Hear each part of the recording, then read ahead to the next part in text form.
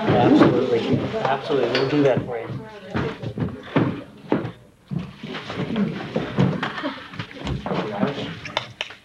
Hot dog, you're doing much too much. I mean, you're over-emoting. And of course, well, Clay was just a disaster. From backstage to on stage. So, but I don't know what to say. It's just that I've seen it better, so I know what to expect from you. That's why I can't accept what I saw tonight. You know. That's all I can say. I know tomorrow night's going to be much better. If not, heads are going to roll. Okay? Guys, what, do this one more time? Mm-hmm. You're always fast now. Okay. So you tend to be like, just sort of like, you do it, then they all do it. So slow down just a little there. I wrote a note for you, Brian. Plant that turned in attitude in the trio, and then you stuck that second one like nobody's business. So do it the first time too. Chopin and Christy, your belts are going to be loosened whether you like it or not. They're pulling up. Feel it happen all the time. Yeah. And actually, if they're looser, Kristen's looks great. It stays right there, and it's very flattering. So she's going to loosen yours tomorrow. Yours folds over, and I think you know that. I know you fix it when you're on stage, so we're going to fix those. Up to, down to, got short, which meant when you hit the ground, Greg, you kept hitting the floor. That deals with abstractions and the woes and wonders of the mind. And it is the process of putting these to help and assist each other. As I was thinking about this for after Naima's request, I thought there are, in my opinion, 3 ways that music deals with motion. First, it will underline the motion. It will accentuate it and imitate it almost exactly. The second way of dealing with motion is to elaborate on that motion. And the third is to contradict it.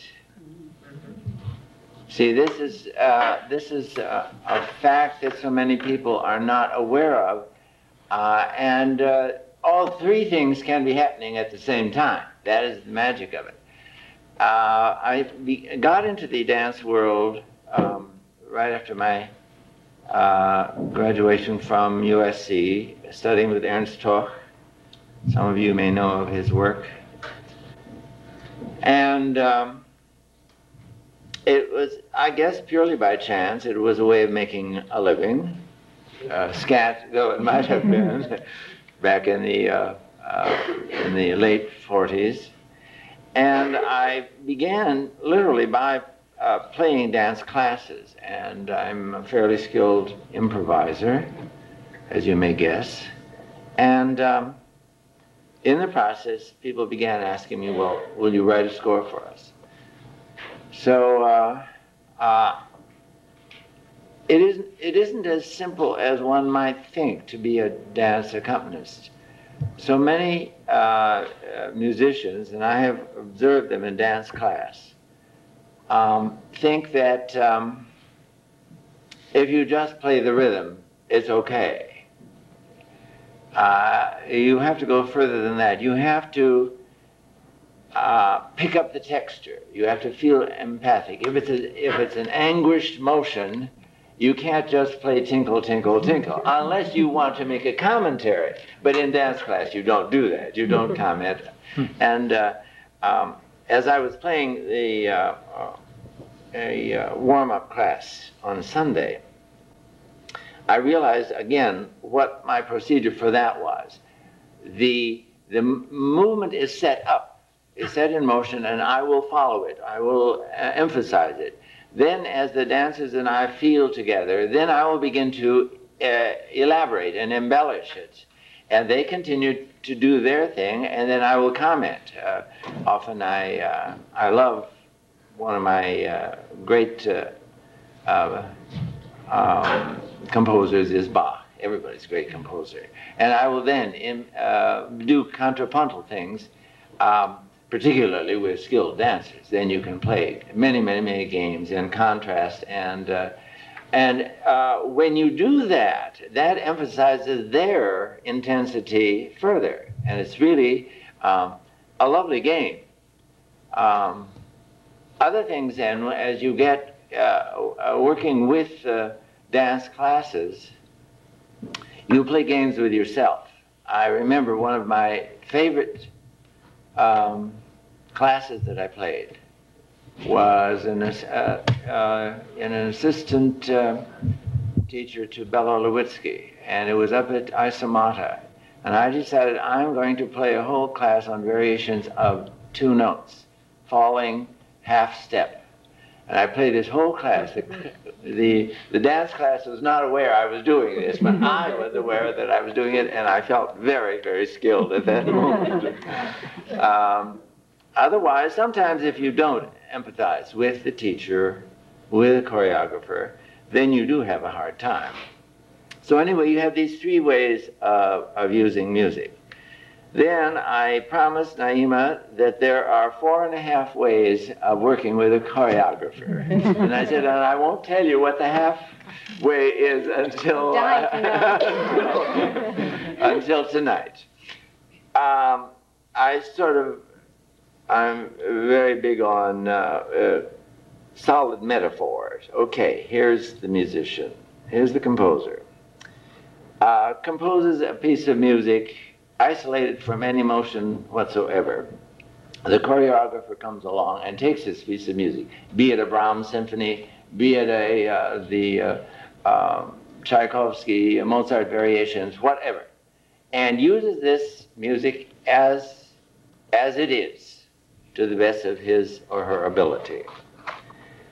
That's the way I worked. I worked very rarely that way because most people wanted something tailor-made to what they did. But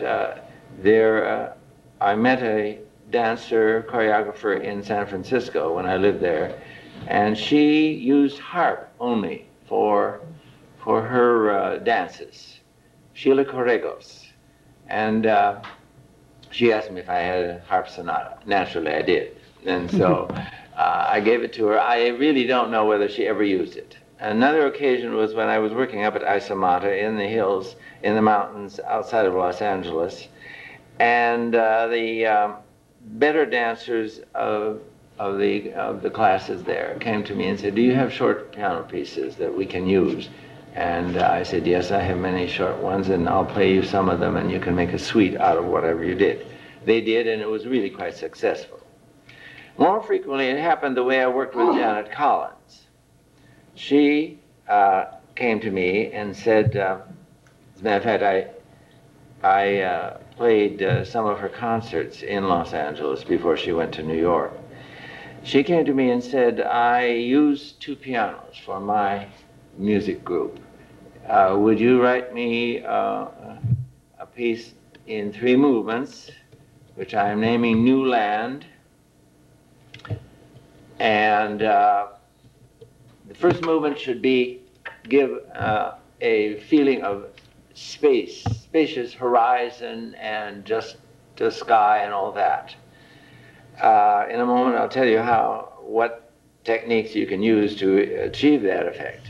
The second one was conflict, work, difficulties, and so forth. And finally, the third would be triumph and transcendence, which I did. And she said about, 7 minutes for one, 5 minutes for one, and so forth. You get a general thing. That then gives the composer a nice leeway, having a sense of texture and having a sense of time limit. And I found that was really almost the ideal way almost the ideal way, particularly for the composer. Okay, then you come to what is really a very frequent way, particularly in dance groups. I think this happened a lot with the early Martha Grahams. See, I'm only speaking for myself, so I don't know how other people work. Harriet Ann Gray and I worked a lot. We did a joint concert in 1948 in Los Angeles, and then almost 20 years later, she asked me to come to the summer camp at Perry Mansfield at Steamboat Springs, Colorado. I was there for 9 weeks. She had just come back from a sabbatical in the Greek islands and Crete, and she was full of the Cretan tradition, and so she wanted to create what she called a Minoan suite.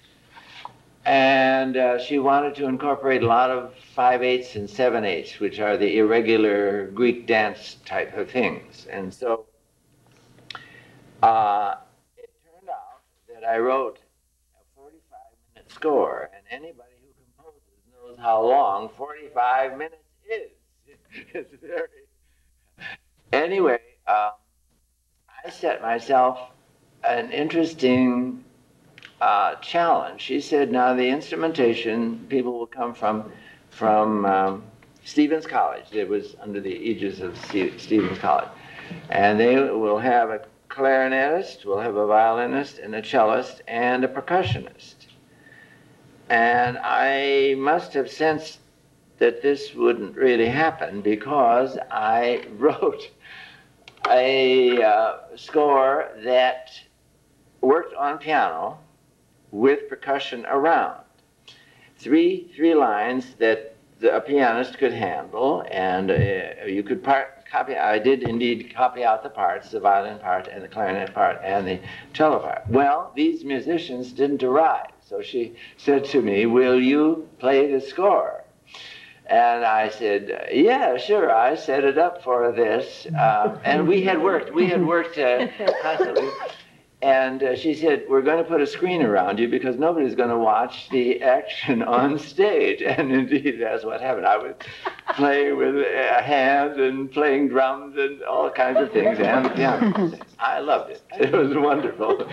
Anyway, but the point I'm making is that score took shape along with the creation of the dance.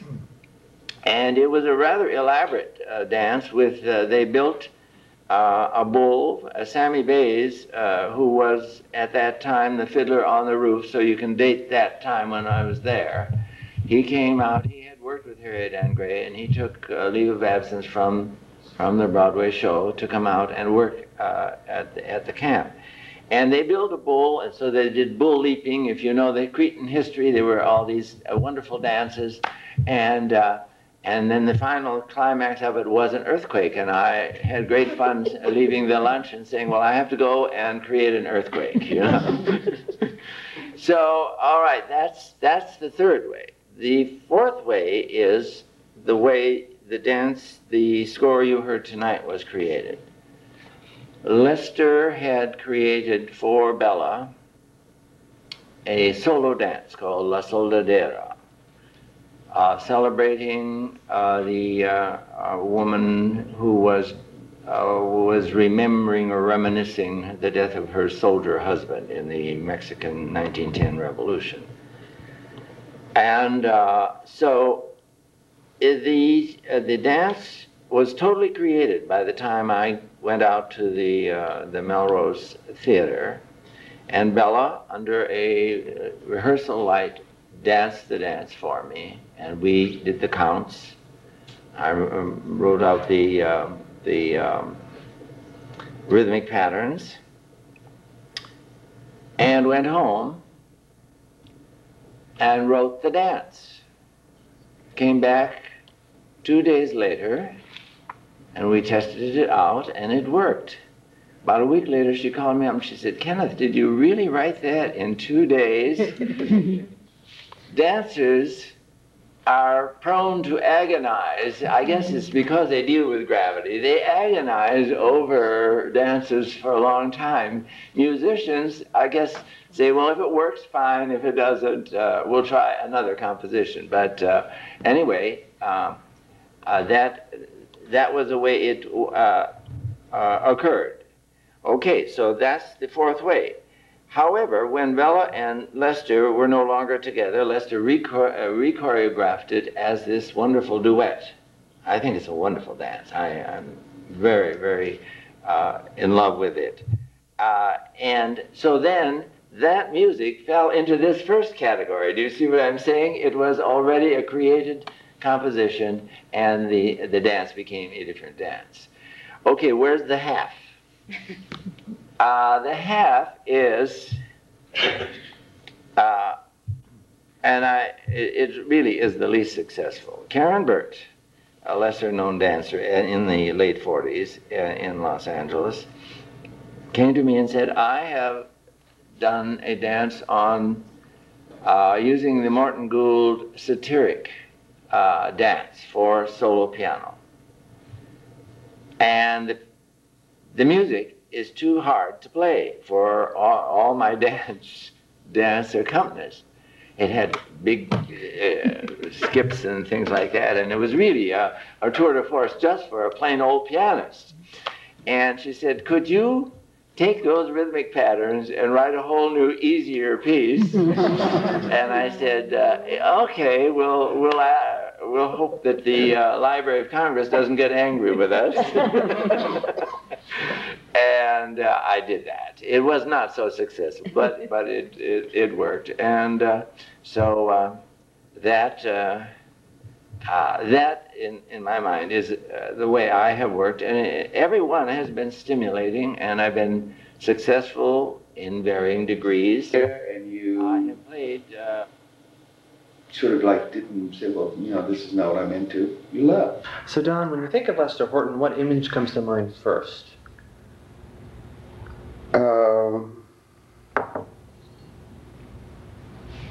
That's a good question because he's so multifaceted. I mean, I think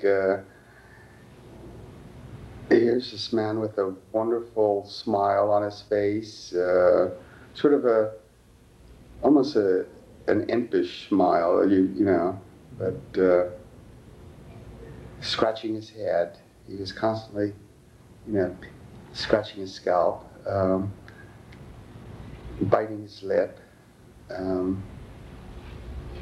And seemingly always in thought, you know, he was always thinking things, always, whether, you know, preparing to do something, but always open. You know, he was never so close to anybody that he didn't have time to, you know, be with somebody or speak with somebody or talk with somebody or listen to someone.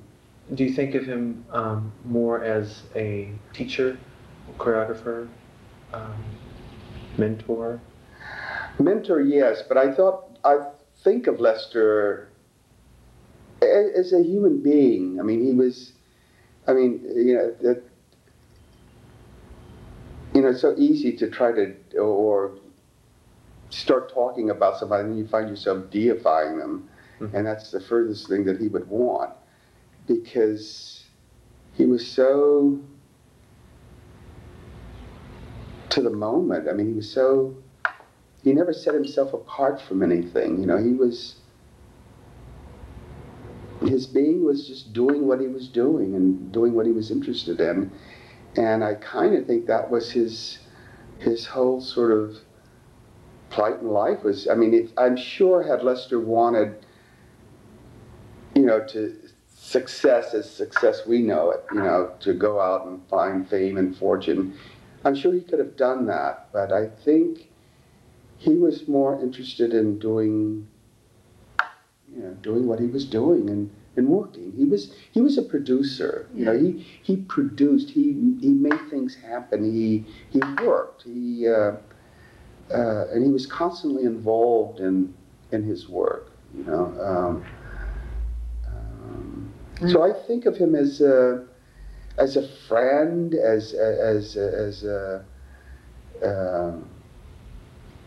somebody that I revered. I mean, when I think back, when I got to the theater, I mean, I had never experienced anything like this in my life before. I was as green as that chlorophyll leaf. But then I'm. How old do you think you were? How old do I think I was?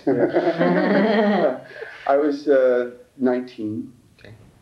And I mean, I was exposed to or introduced to things, to people, to theater, to a way of life that I mean, I was constantly with my mouth open. You know, it's like in awe. You know, like. But I was, you know, I was sucked in. You know, I mean, it was just that magic just sort of pulled me into it. You know? If Lester Horton were alive today, how do you think he would be received? If he was alive today and just starting out?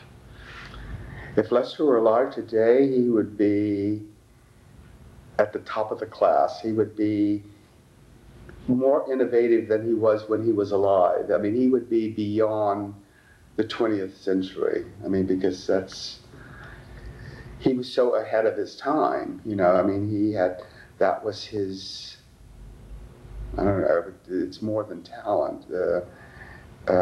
Lester would be doing things, challenging things, questioning things. He would still be working, constantly working, you know, and going about doing what he felt that he had to do, you know. He was a practical man, you know. He practiced what he preached. He put it in motion. I mean, like today, all this sort of political ramifications about, you know, colors and races, and I mean, Lester put that in practice years ago without even, you know, and it wasn't by design. It was just you were a dancer, you know, and well, like today we find it very important, and even back then when we had the company, we found it important to say that, well, we were one of the first interracial companies, you know. Big deal, you know. I mean, it still didn't add or detract from what we did, you know. I mean, because these were our beliefs. I mean, this is, and believe me, we had all kinds, you know, if that's kind of give you any kind of inclination of what was at the theater, you know. I mean, talk about racially mixed, everything, everybody, you know. But again, it wasn't because of that, you know. I mean, People first. Yes. Yeah. Did the Horton technique, did it evolve before the choreographies? Or did it evolve simultaneously? I don't quite understand what you're meaning. Did he develop his technique first and then begin to choreograph? Or was it kind of happening and evolving? I think it was almost simultaneous, because Lester, coming from the Midwest, he was constantly doing shows. So I'm sure then he had no technique.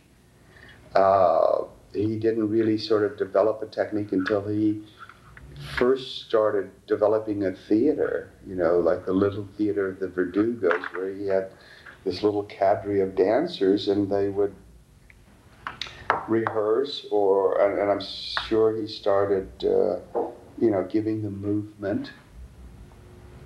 But you know, your question, I would say he probably started choreographing before he evolved a technique, you know. And did the technique, did it evolve over the years? Yeah.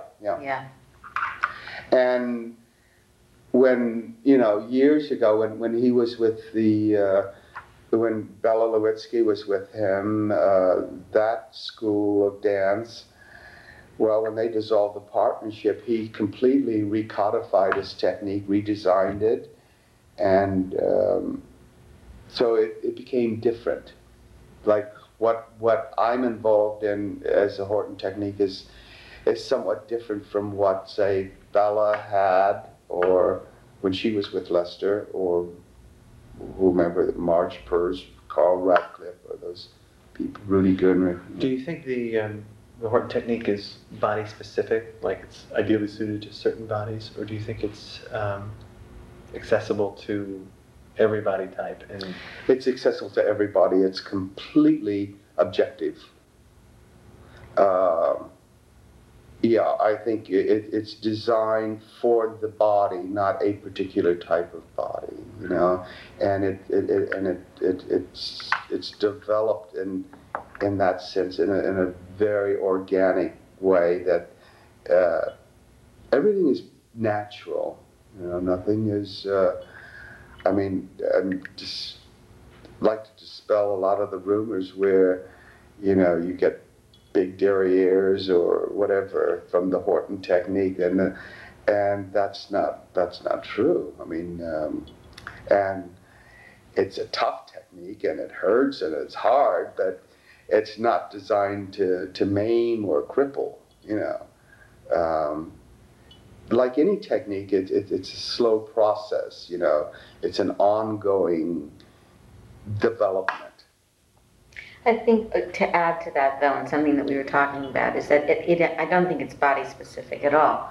But I think what we are learning about and what happened, say, with DT2 is when you take a 5-year-old whose body hasn't been trained in another way, right, and you start them with this, then they have the opportunity over a 10-year period to build in that way. And so it's slow, it requires a great deal, but you've got a body that doesn't have anything in the way. So I think that's something that we've talked about, is sort of when do you start learning Horton technique, or any technique. The problem is that, for example, we would learn Horton, but then they insisted that we went and took ballet from Carmelita Marachi. But it was from Horton that we went to ballet, not that we went from ballet to Horton. And that was a very big difference, and we learned. So when we saw other people coming in who had been trained in different methods, it was very hard for them to break things down and come to Horton. For us being Horton, no matter which place we were put in. kind of like your first language. Yes. Yeah. And that, I think, does make a difference.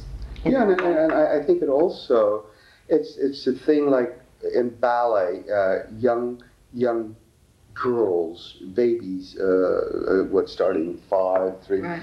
I mean, their bodies can be molded, shaped, so that they can be placed into a 5th position where they have this turnout.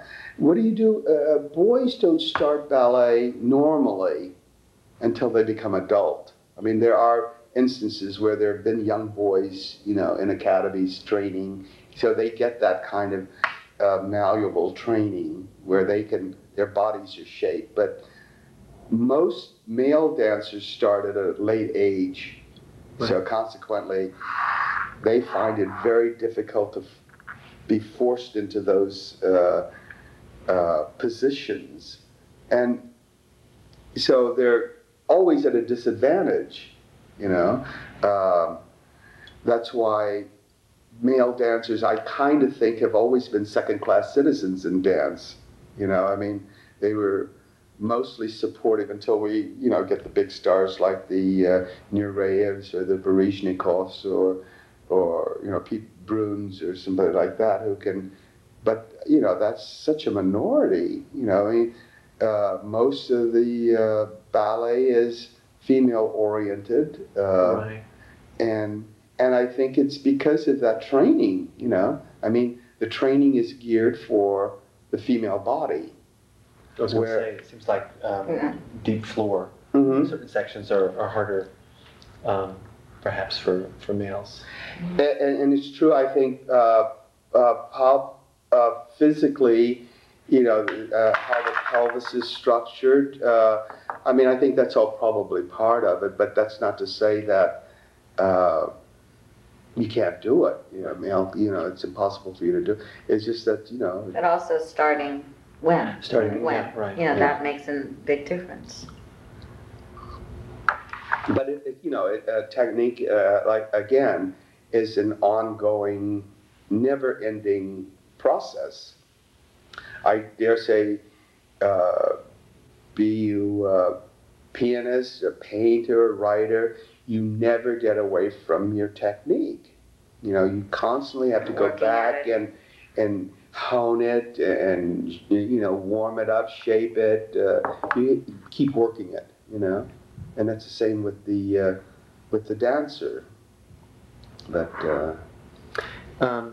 The Graham technique, there's teachers who become certified to teach Graham. As far as Horton is, the Horton technique and this reconstruction, is it your hopes to have some sort of certification so there are qualified people teaching the Horton? I would hope so. I mean, luckily for Madame Graham, she had the wherewithal to really kind of document and completely record everything she's ever done, thank God. Lester never had that luxury, and then, dance being what it is, you see it, now you don't. But with the modern technology, and thank God with the, people like my friend Hillary, I mean, we can record everything. Right. But getting back to, teaching the Horton technique, Horton was never possessive with his work. He was always inclusive. He was never exclusive or elitist or anything. Come, do. But I think we owe the respect to him and his work if we're to teach it as honestly as possible and as objective as possible, that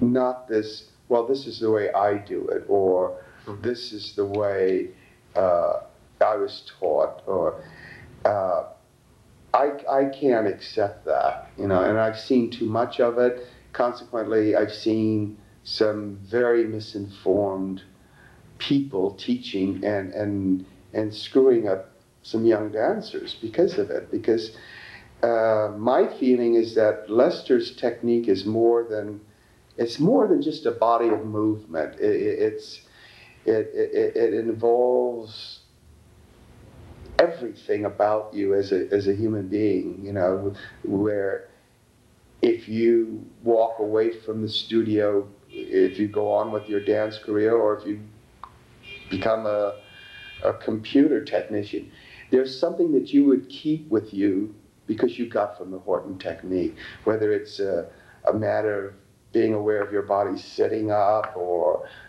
your carriage, or just your interrelationship with somebody else. There's something that you've gotten from the Horton technique that's in there, and it's an ongoing thing. It's like dear Frank says, he saw the technique the other night and he saw it performed, and that's what the Horton technique is. It's not a matter of just doing exercises. You start in class and you start performand it. I mean, I'm sure you remember in some of the classes where I wanted you to get ups and downs, highs and lows, right. And different accents and readings and colorations and movement, and that's all part of it, And this starts in the classroom, And I've seen Lester teach that way. That's how I'm so involved in that kind of thing. I mean, because that's the way I was taught, like I said, it was never a matter of, well, this is the way I do it, Because listen, I'm teaching things that physically I could never do. Even when I was 100 years younger, I couldn't do it. But I knew what it was supposed to have been, and what it was supposed to do. But hopefully, I can keep on going, and bring it to the fore. Back. Hope so. Mhm. Yeah. Of Horton's many choreographies, what would be one of your favorite pieces to watch and/or dance? Hmm. We were talking about this last night a little bit. Yeah, I mean, his major works, which are all beautiful, like his Salome, his Yerma, but I would say my favorite of Horton's was called Dedications in Our Time. It was a suite of 5 dances, which Orozco's out of. Orozco being one of them. Dedication to Garcia Lorca. Dedication to Ruth Mary and Martha, which is for pure movement and sheer lyricism. That would be my favorite. I mean, here he had these 3 images, these ladies, interreacting and supporting one another, and this was his homage to them. To those dancers. Yeah, and then he the Carson McCullers, and then dedication to Hiroshima, the bombing. Mm-hmm. So Dedication in Our Time probably would be my favorite, because I think that kind of took in all sides of Lester, comedic, dramatic,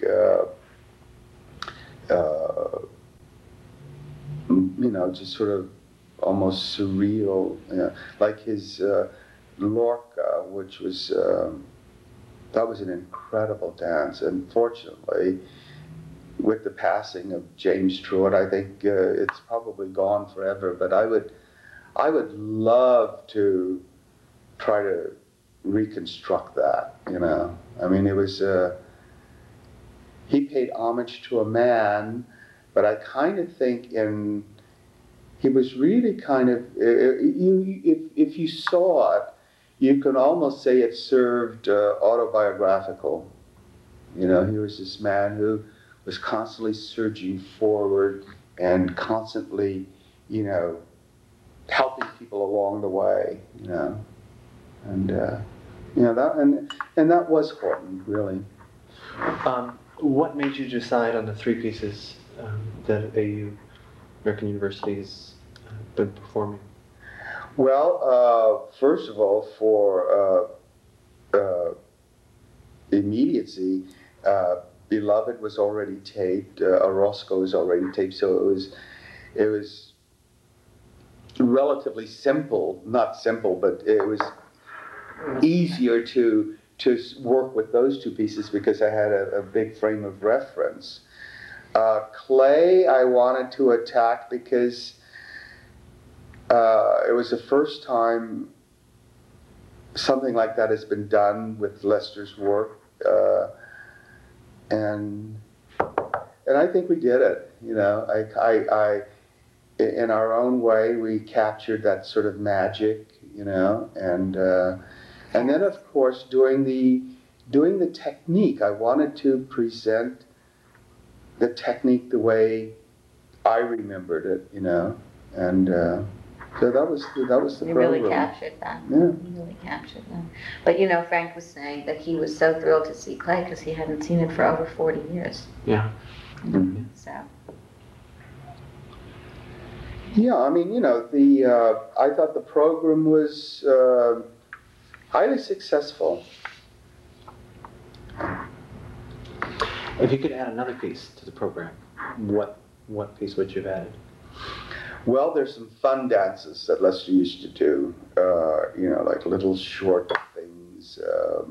Down the alley we wanted to do. Sort of, they were more, well, we used them, in the commercial end, like the Frevo, which is a Brazilian street dance, Bamboo Alley, which was a very sort of little satiric thing. Very the flop. sexy, the flop. There was Cuba Antigua. But these were all done sort of with an Afro-Caribbean music, and So that, there were fun dances. Hard, because again, going back to the technique, I mean, they came out of the technique. I mean, that there's a whole hip language, that you had to learn. We did a little bit of that in class. Yeah. Yeah. But the women are literally in tubes, and so you see every movement that comes through, and it's just fabulously fun, very difficult, but it's like, great comedy. It has to be rooted in something that's so sharp. But that was the thing about wanting to add clay, was that, I mean, I think Beloved and Orozco are, incredible, but they're dark. And, we wanted some of the, lighter side, Horton's range was unbelievable, because he had this very light, playful side. The range was incredible, so we didn't get it. Humor. A lot of humor. So, we only got a little piece of that, but we wanted to make sure that that was present. I mean, on a good day, if you got it in the right timing or whatever, he used to do a parody on Miss Ruth hanging out the wall, she called it. It was hysterical, but he wouldn't do it unless unless you caught him in the right frame, and but that was his parody on her, And What on the Beloved? It's such a strong work, and I think still makes a strong impact, even 4 years after its initial creation. Can you tell me a little bit about the inspiration for that piece? Well, from what I understand, Lester saw this article in the paper where this man beats his wife to death with the Bible because he felt, or he thought, that she had, he was a religious fanatic, and he thought that she had committed a sin, and obviously he was deranged, but I think adultery, right? Yeah. Because he thought. And Lester choreographed it, setting it in the turn of the century, which is perfect because of the austerity and and his program notes just sort of really zeroes right into what the statement he was trying to make, that out of a dogma comes this bigotry, and it's true. I mean, my gosh, look what's going on today. Yeah. I mean, the spousal abuse, the child abuse, the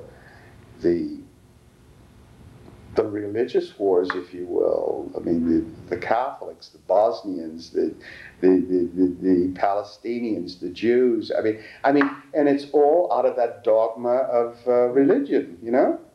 I mean, it really goes back to that. And I think that that's a core issue in his work. I mean, I agree with Don that we don't want to deify, but without deifying, I do want to say that in my lifetime, and I've had a few, Lester is one of the true geniuses. Yes, he is. And I think genius is not the same thing as deification, and I think that your question in terms of Beloved is a part of this, is what makes that. And I remember the first day we sat and showed you folks the tape and talked about it, which is what it means to have a work 40 years later have that kind of timelessness and universality. And I think that that's an issue, not just in terms of his creativity, but of how genius transcends time. Right. Because anyone looking at that piece today, it is so powerful, it could have been done today. Absolutely. Could have been done in 1996, and everyone would have said, my God, it's so meaningful. Right. So I think that although I feel so strongly with Don's understanding that we don't want to make him into something he's not, but one of the things because he was a true, he was very human, he was very real, but he was a genius. And when you look at the work, and what I mean by genius is the same as Don was talking about, he was constantly engaged in his own creative process and everybody else's. I mean, he was in interaction with that, with literature, with politics, with religion, with a story he read in the newspaper. That's why, whether he could have gone to New York, done anything he wanted to do, he was too busy. Yeah. He was just too busy working on the things that mattered to him. That were important. I mean, his that last year, the last year in his life, I kind of think Lester was so in tune to, I think he felt his, his immortality. Mortality, yeah. I mean, because the last year, the man was so spent. I mean, he worked. He choreographed, if you will, 16 choreographies. That's a hell of an output. And he was exhausted. Yeah, he was exhausted. I mean, but I think that he knew that he had certain things to say, certain things he wanted to say, things that he had to do to get out, and he did it. And on top of this, we were talking to Frank last night with Carmen and Don, and when Don and I were preparing for this, I kind of took a look at Lester's notes on technique, and I kept reading, and I said, when did he get this done? Mm-hmm. Right. Because it isn't, I mean, it's not a PhD thesis, it's a manifesto of dance. Mm-hmm. Every semester, every class, every week is prepared how the technique evolves, what you do when you give a class in choreography. I mean, I've never seen this. And last night, Robin and I were asking Frank, I said, when did he have the time to do this? And he sat at that little typewriter, and I guess in the middle of the night, in between when he was choreographing. And he had directives. It wasn't just that, he's just going to go out and teach a class. He had specific things he wanted to do in that class, where he wanted to take his students, what he wanted to get out of his students, And that was always, even starting with the children. Babies, we had at 3 years old. I mean, he respected them as individuals. He gave them their space, if you will. But he was there directing and guiding and nurturing and overseeing, that there was a safety there. And a structure. Yeah. That allowed that freedom. I mean, like genius is only in retrospect, we look back and then we say, oh my God, he was genius. I mean, Lester had such humility that he would have laughed in anybody's face had they walked up and said, oh my God, Lester, you're a genius. He said, but he was. No, but he was, he was a total human being. He was, like I say, at the expense of, again, deification, I've never once heard him say no to anybody. I never heard him raise his voice at anybody. Total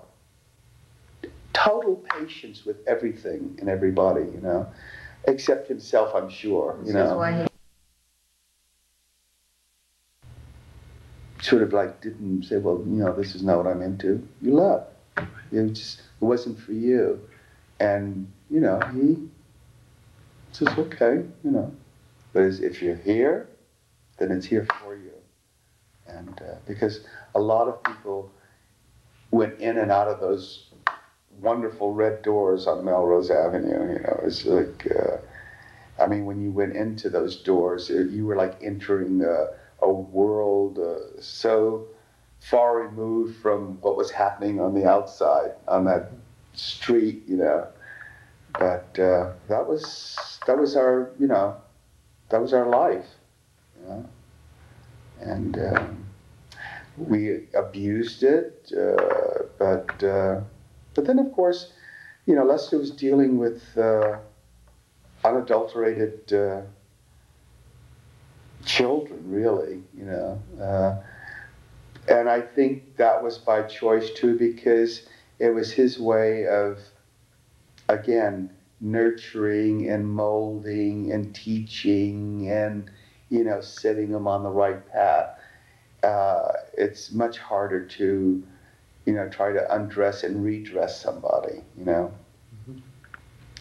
But, Well, last night was sort of a reunion for a bunch of oh, you. it was wonderful, yeah. After last night's Yeah. performance, it was great to have Carmen Delilah. Yes. Yeah.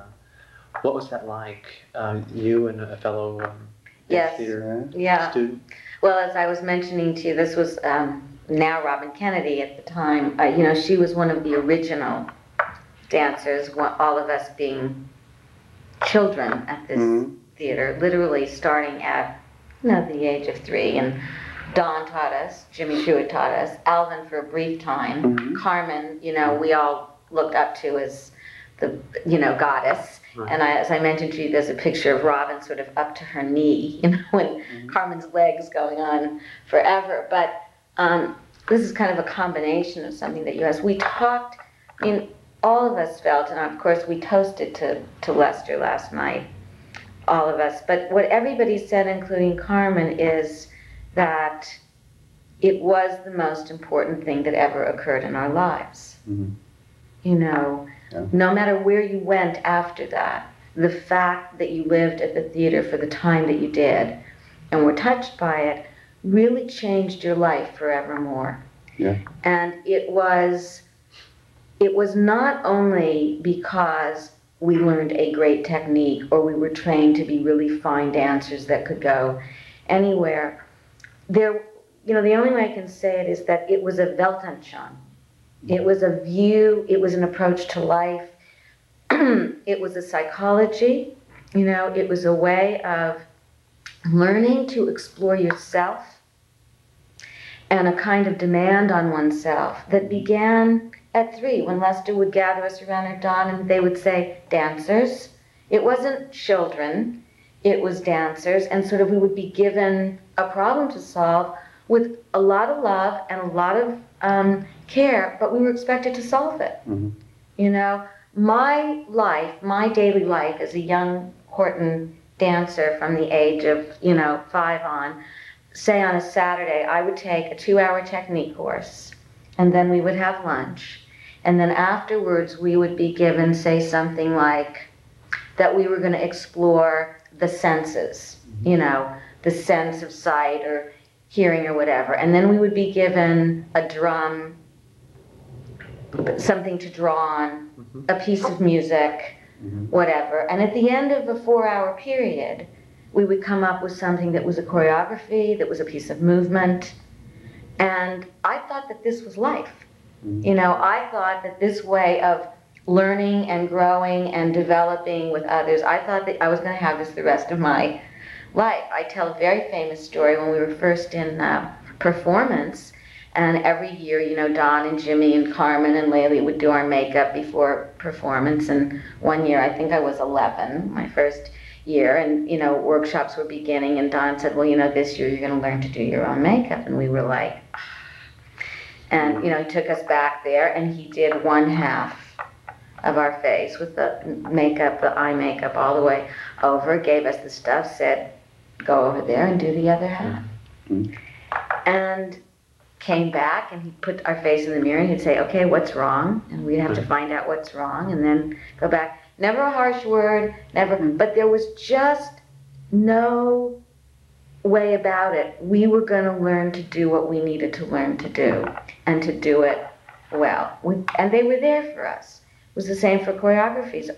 We did improvisations, and we did every week. We were assigned choreographic problems to do. So this we were getting at 5, at 6, at 7, all the way through our lives. So, you're raised with lifestyle, if you will, and that's the way we were taught. I mean, we taught the kidlets, as Lester would call them, how to do makeup because that's how he taught us. He would do one eye and he says, okay, go back and copy it, Nope, it's not right, do it again. Yeah. Well, I mean, my eye was sore from wiping off makeup and trying to duplicate the eye that he did, But there was this belief in, I think, too, that the most important thing that we had to gain was our own mastery, whether it was out of flat back or how to do your makeup or supporting another dancer or whatever It had that. And Robin brought something up too last night when she was We had that freedom, you know. creatively. Mhm. I want to ask you one question about, we were fortunate to have Kenneth Klaus Hmm? perform live his composition for Orozco. How did that collaboration start? Originate? Yeah, how did Mhm. he choose Kenneth to create that music, and was that music created specifically for that piece? Or? From what I understand, Lester choreographed a piece for Bella called La Soldadera. And this was in, 48? Or was it 49? I'm not sure. But anyway, I think it was at the time of the dissolution of partnership. So Lester had choreographed this for Bella, but I don't think it was a piece that he was that involved with emotionally, you know. So he kind of, you know, he finished the dance with Bella and he sort of left it up to her. How Kenneth came to the theater, from what I understand from him, was through word of mouth. A friend says, well, you know, they need a composer over at the Horton School. Why don't you go check it out? And that's what he did. And he had a meeting with Bella, and she showed him the dance and gave him sort of the input on what it was about. And the count structure. So he left, and 2 days later he came back with the score, you know. And like I say, being that Lester was never really that emotionally involved with it, and it was a transition period of the theater. So, you know, Bella and that camp were moving out, and so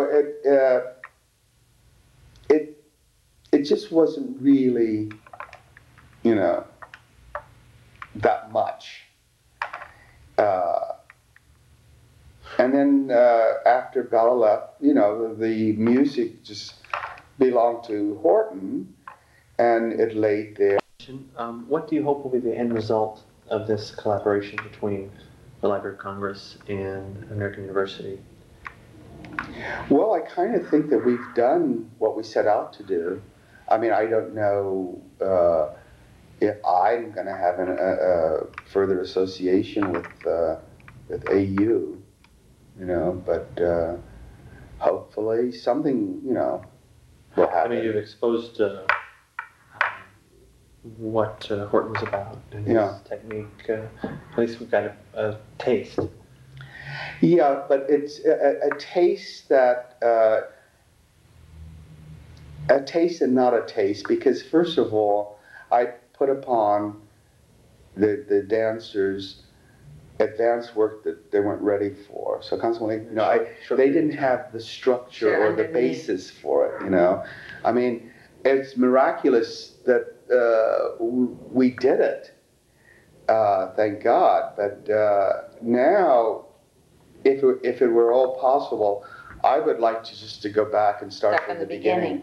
You know, say it with you guys. Just really start. I mean, you know, if the technique is wanted that bad, and then I would have to take it from point A, you know, and just do it that way. Not, you can't force feed a technique. You know, impose it. I mean, to really start at the beginning and have it. Because, you know, you have to understand, you have to know what you're doing, you know. And that's what the Horton technique is all about. That, I mean, there's motivations, there's I mean, it's organically structured. Nothing is really arbitrary, you know. And to do it, you have to know it. You have to know, like if there's a hip thing that starts a movement, then I have to see that. I have to see where the movement's coming from, you know. And in the technique, that's very obvious, you know. It's very organized, it's very organic, it's very logical. And so when you begin with it, when you're faced with new movement, you have a whole history of movements that prepares you for the next. Solid foundation. Yes. Yeah. Yeah. That you can draw from. Yeah. And so so that you you grow into the technique, but you grow into it out of having a lot of memory in your body, you know, of what came before. And So it that's opens so different. many avenues to other movements. Yeah. You know, like within, say, the hip vocabulary. I mean, there's untold number of things that you can do, but you have to know that hip vocabulary. Yeah. You know, and you know, and again, that's what the Horton technique is about. Even dancing some of Lester's works, it's like I think if you knew more of the technique, your beloved would be a lot easier for you because you would know, you would have points of reference, you know? And that's one of the things that I want to put you on the spot. How do you feel doing Beloved? Oh, it's not fair. I know it isn't fair, but I mean, but it's important for me to know, you know, what your experiences are with this. I think at this point, having performed it with 2 more shows, feeling pretty good. Mm-hmm. I think hopefully I'm getting the essence of what it's about. For my part, there isn't as much of the technique, I think, as the female character, which makes it probably all the more important to have that foundation, so that the little movement does come from within. And I can see that. I mean, there is some hip and sort of stylized hinge-like qualities. But it's harder for the male because you're the instigator. You're the motivator. But then again, the Horton, you know, of course you don't have that varied. Can we hold that thought till the siren goes by? I mean, you don't have the, you know, that full range of movement that she has. Right. But within yourself, you do. I mean, because you're directing her, you're causing her to go from here to there with just a look, an intent. You know, I mean, and that's really the kind of beauty of Beloved. Like, you know, the cliche, less is more. You know, just by, I mean, those nervous tics that he had. I mean, the man is like a walking volcano. I mean, you don't know, you know, when he's going to erupt or what he's going to do next.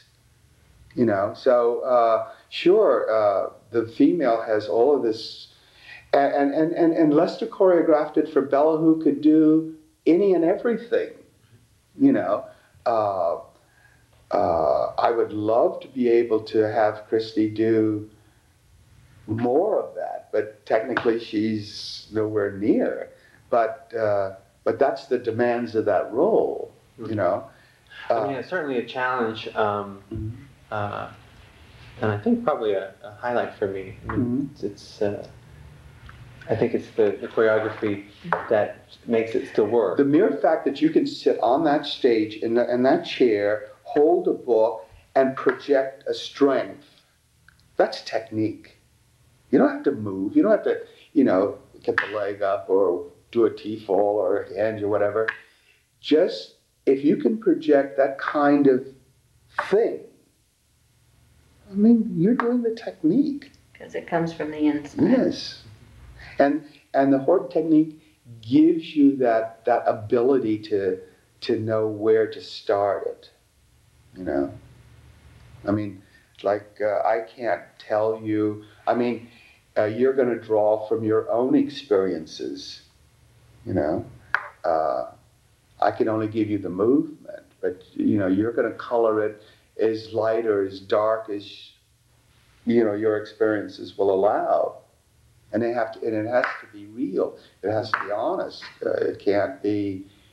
It's not pretending, you know.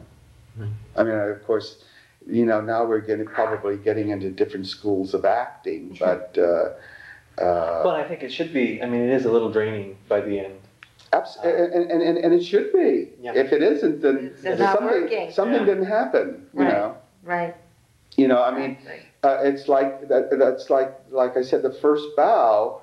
You still have to be in character. You can't, you know, do one of these things, because if you're able to just dispel it that quickly, then, you know, you're not into it deeply enough. I mean, that first bow is very quiet and a quiet thank you, you know. And then, you know, a few bows later, then you can relax and accept gratitude, you know. But it's giving yourself into your performance, and that's all part of the technique, you know. It's what you're going to bring to the performance, you know. There are no givens, there are no guarantees, you know. I mean, I would even like maybe kidding around, just try to do Beloved as a farcical comedy, you know. I mean, see if it would work, you know. I doubt it, but because another show. Yeah, that's another show. But no, it's what you do causes the female to do what she does, you know. And if you don't, she can't just do it by herself. No. But that's, I just want to get your reaction on how you felt about doing it. And it's tough. Yeah. Yeah. I mean, that's why I wanted to give you as much space as possible, just to, you know, just let you do it. Evolve. Kind of let it happen. Mm-hmm. I think it's easier. I know it shouldn't be, but shouldn't rely on that. But it seems easier on stage